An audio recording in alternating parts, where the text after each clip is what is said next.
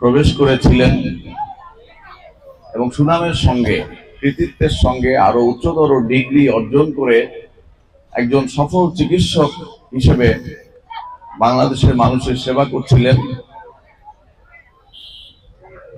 ঠিক সেই সময় শুধুমাত্র জিয়া পরিবারের পুত্রবধূ হওয়ার কারণে বিগত ফ্যাসিস্ট সরকার যেভাবে সাধারণ নেতা কর্মীদের উপরে, সাধারণ মানুষের উপরে যেভাবে নিপীড়ন নির্যাতন চালিয়েছে, ঠিক তেমনি করে জিয়া পরিবারের উপরে নিপীড়ন নির্যাতন চালাতে গিয়ে তাদের পুত্রবধূকেও, যিনি একজন পেশায় ভালো চিকিৎসক, যার মাধ্যমে অসংখ্য মানুষ চিকিৎসা সেবা পেতে পারত, তাকেও মামলায় জড়িয়ে দেশ ছাড়া করতে বাধ্য করেছিল এবং নানান ভাবে 1% জায়গা, অর্থাৎ এভাবে যদি 1% করে জায়গা কমতে থাকে তাহলে আগামী 100 বছর পরে আমাদের আর কোনো কৃষিজ জমি, কৃষিকাজ করার জন্য কোনো জমি কিন্তু থাকবে না।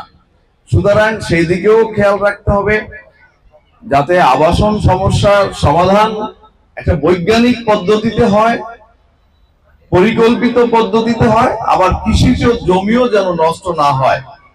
কারণ কৃষি যদি না থাকে তাহলে আমরা কি খাবো, কি খেয়ে বাঁচবো?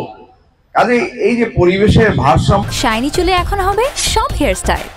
সিল্কোর দ্বিগুণ শাইনি চুল প্রতিদিন। রক্ষার জন্য আমাদের কি করতে হবে?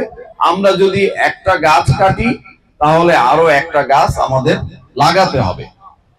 আমরা আমাদের শিশুদেরকে স্কুলে পাঠাই তাদেরকে সুযোগ্য নাগরিক হিসেবে গড়ে তোলার জন্য, যোগ্য নাগরিক হিসেবে তাদেরকে তৈরি করার জন্য এবং যোগ্য সন্তান হিসেবে তাদেরকে গড়ে তোলার জন্য এবং ভালো মানুষ হিসেবে তাদের গড়ে তোলার জন্য, আমরা তাদের অনাগত ভবিষ্যৎ তৈরি করার জন্য আমরা তাদেরকে স্কুলে কলেজে পাঠাই। এটা অভিভাবক হিসেবে আমরা এই দায়িত্ব পালন করে থাকি। কিন্তু আগামী 20 বছর পরে বাংলাদেশে যদি গাছ না থাকে তাহলে তারা এই সুযোগ্য নাগরিক হয়ে কিভাবে তারা অক্সিজেনের সাপ্লাই পেয়ে সুস্থ দেহে তারা কিভাবে বেঁচে থাকবে? সেটিও আমাদের গার্জিয়ানদের এখন থেকেই ভাবতে হবে।